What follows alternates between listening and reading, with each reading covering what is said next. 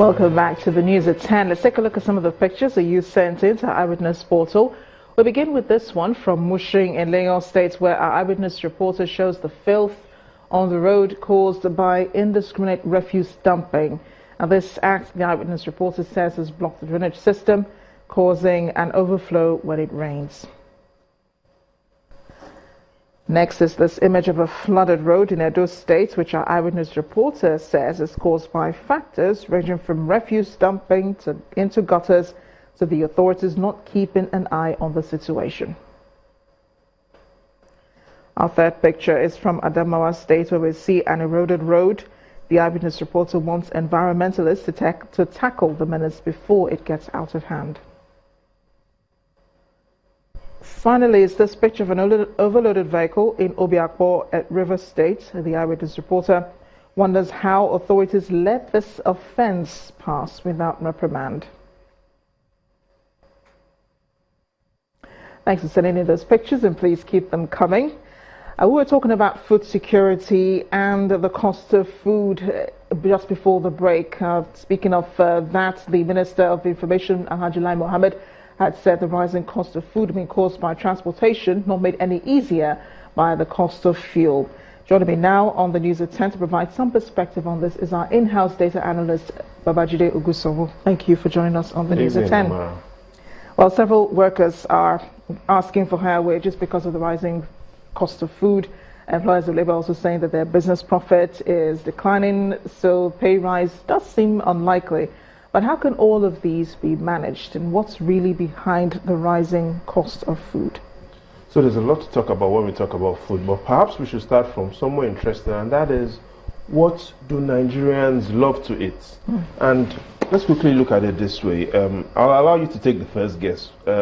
What do Nigerians really love to eat? So what would be your first option? Rice. Nigerians love rice. Okay, so you're right. Yes, and I think we've got some rice and plantain here. So that is the first thing we have as the evidence from the NBS. The NBS also says we do eat a lot of tubers, yam. And finally, what we have, based on the evidence, it's here, a lot of vegetables. So the evidence today shows that between tubers, rice and plantain, and vegetables, it accounts for approximately 47% of all food that we eat. That's approximately 50% of all what we love to eat. But for this instance, let's just take this around and let's focus on rice. And here's why we're focusing on rice, because there are three things that lets you know how important rice is to Nigerians. The evidence shows that we spend more money eating rice than we spend on fuel or electricity. We spend more money eating rice than we spend even on buying shoes, clothes and bags.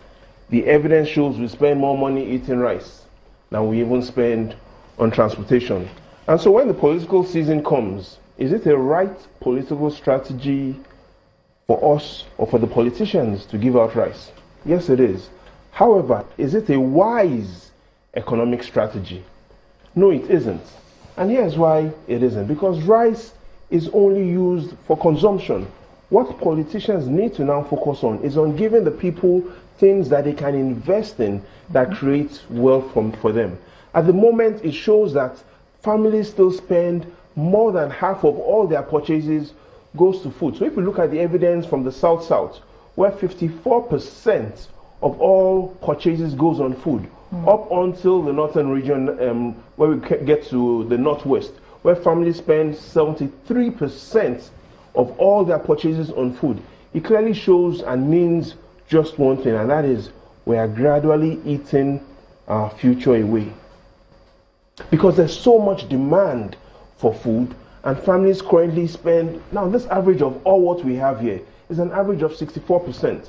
So 64% of all purchases that families make goes into food. Compare that to the US, where only 13% goes into food. So back home here, food really is the main source of survival for people. And clearly, because of this demand for food, we can clearly see once there's a rise in the price of food items, because that is where all or most monies are going into Nigerians and families, and we really do feel the hit coming onto us. That's some food for thought there.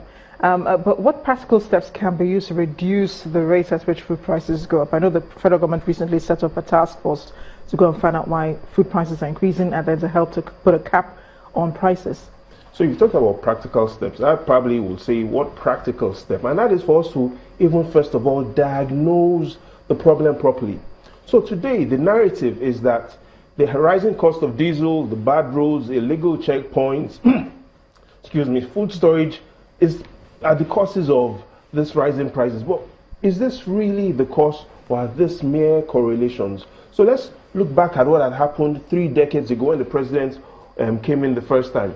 In 1984, this same problem had come up. And then the private sector had said the rising prices of food was caused by poor distribution. That was the main cause. So why prices skyrocket? February 24, 1984. 6 months down the line, the narrative had changed. If we look at what then happened as the headlines, in August 1984, it was no longer a discussion about rising prices based on poor distribution. The president's economic advisors are taking a different point. They had said inflation then was caused by the salaries, that there was huge demands, and then pay rise was frozen across the public sector, and even the plan was to ensure the private sector also curtailed on rising salaries. So we've moved from poor distribution to pay rise. And then what happened immediately after the president left office then? 1985, here's what President Obasanjo then said about rising prices, even though he wasn't president then. So the headline, September 1985, it says the government was to blame for the rising prices of food. He then said the main reason was because the subsidy on agriculture had been removed. Today we are no longer talking about distribution or salaries or subsidy.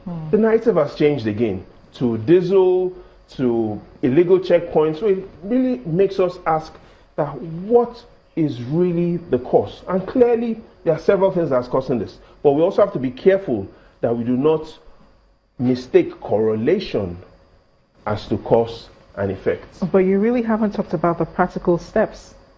So for me, the practical steps are clear. We need to identify what are the source of input that drives this cost. And clearly today, the evidence shows, for instance, last year we imported over 3 trillion naira worth of machinery and equipment, and a lot of these equipments do go onto the farms. So here's what it means. It means once equipment prices that go onto the farms, tractors and all that, do go up, then clearly we will likely see prices of food going up. But for families, what is more important is what should families do to be able to manage this rising prices of food. And I think there are 3 strategies families should adopt. The first is families now need to prioritize spending. So we need to move from spending on quantity of food to improving on how they spend on eating right. That's high quality food. Because if we keep spending on, or families keep spending on huge quantity of food, it also implies that there's also going to be a tendency that your health bill and hospital cost will do rise up. So clearly this time around, there has to be priority in spending. The second thing is families also, just like the government is doing, we now need to start creating a very clear budget. And all that budget shouldn't just go into food. So we need to be able to move a lot of our budget from food into something what I call education. So families presently are spending less than 1% of their budgets on implementation. So I said 3 things. The first is prioritizing spending. The second thing is creating a budget. So now that food prices are going up, it is more important to have a budget. The third is, what's the point of a budget if we can't implement a budget? So families also have to move from, after creating their budget, from prioritizing spending to creating a budget and then implementing that budget. And all of this also is dependent on standard of living, and it's still dependent on income and so on. So many other factors to consider. Thank you so much, Babajide Ogusowo, for joining us on the news at 10.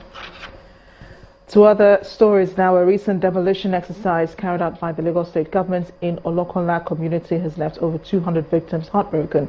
The residents feel the Lagos State government has acted in bad faith and therefore seek to be compensated. That's a story in our community report tonight, as our correspondent, Chris Lems, reports.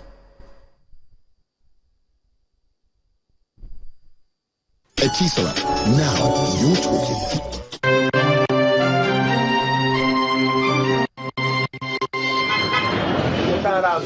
Some residents of Odedino village in Okola in a dilemma as their houses become rubble.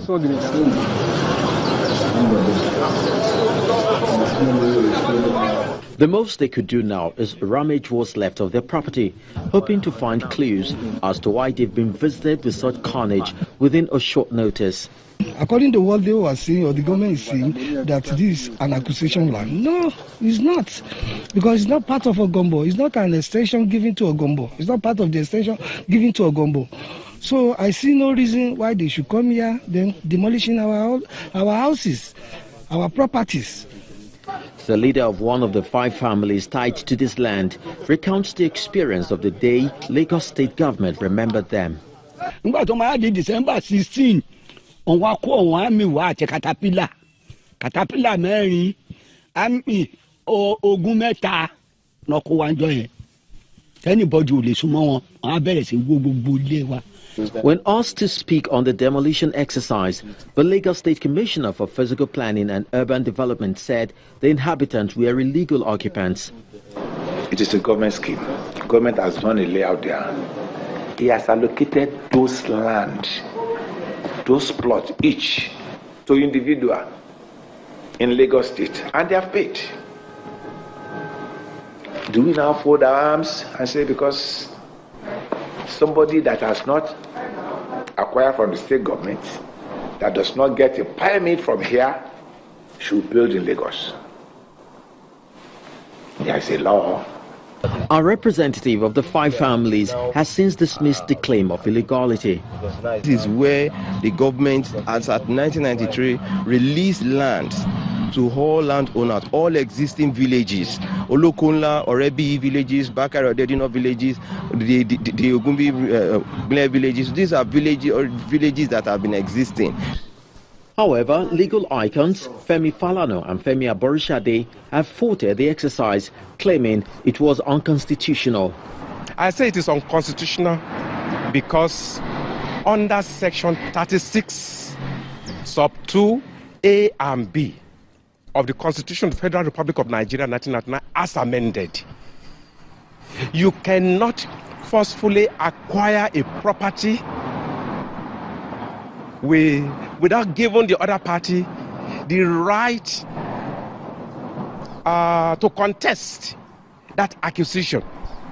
Apart from the provisions of the law, the Constitution provides that all actions of the government shall be humane. I have cases where the rich violated the law, the town and country planning law of the state. Nobody demolishes their houses. You simply ask the rich to ratify the illegality that has been done. It's been 2 months since the incident occurred, and the affected, left psychologically battered, still languish in the dark, expecting a ray of hope at the end of the tunnel. However, a few others are resolute on finding a closure to this case. Chris Elams, Channels Television News.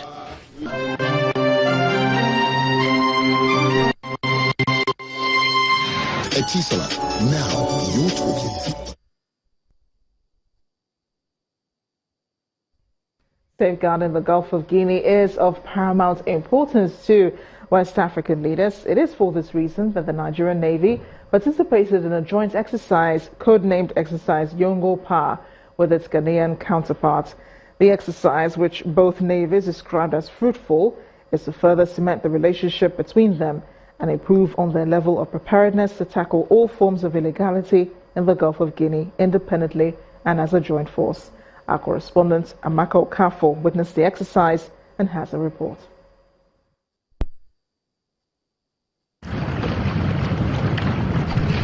Nigerian Navy ship NNS Unity making its way into the Western Naval Command in Sekondi, Ghana, on its return from Operation Restore Democracy in Gambia, following the refusal of former Gambian president to relinquish power.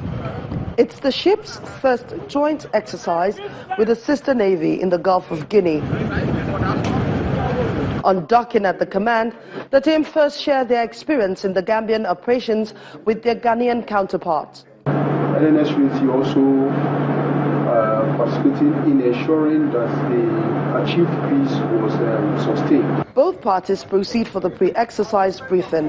The Okola is an account phrase which means good friend.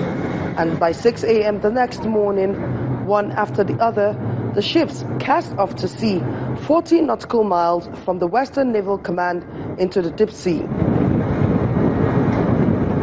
According to Ocean Beyond Piracy, there is still a considerable high rate of piracy and sea robbery along the Gulf of Guinea, with Nigeria accounting for the highest number as at 2016, which were mainly kidnapped for ransom. The teams demonstrated their readiness to tackle any security threats by showing their prowess in various aspects of tactical operations. They capped the exercise with the traditional man and chair ship ceremony.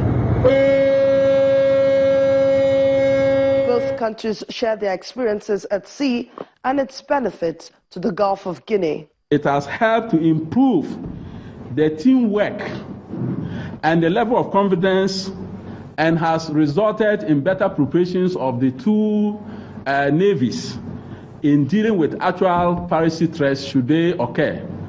I think the exercise has actually helped to engender that cooperation and interoperability between the two countries. So it is a positive sign, and because it will help us to operate in the future better, it will help us to understand ourselves better, and we're hoping that in the future more exercises will be conducted so that we can work together and understand ourselves as key countries in the ECOWAS sub-region. It is hoped that lessons learned at this exercise will be valuable to the Nigerian Navy, not only in its bid to secure Nigerian maritime domain, but in the interest of the Gulf of Guinea at large. From the Western Naval Command in Sekondi, Ghana, Amaka Okafo, Channels Television News. Next on the news at 10, league leaders Plateau United suffered their first defeat in match day 8 of the Nigeria Professional Football League. That's in sports news. Please join us again.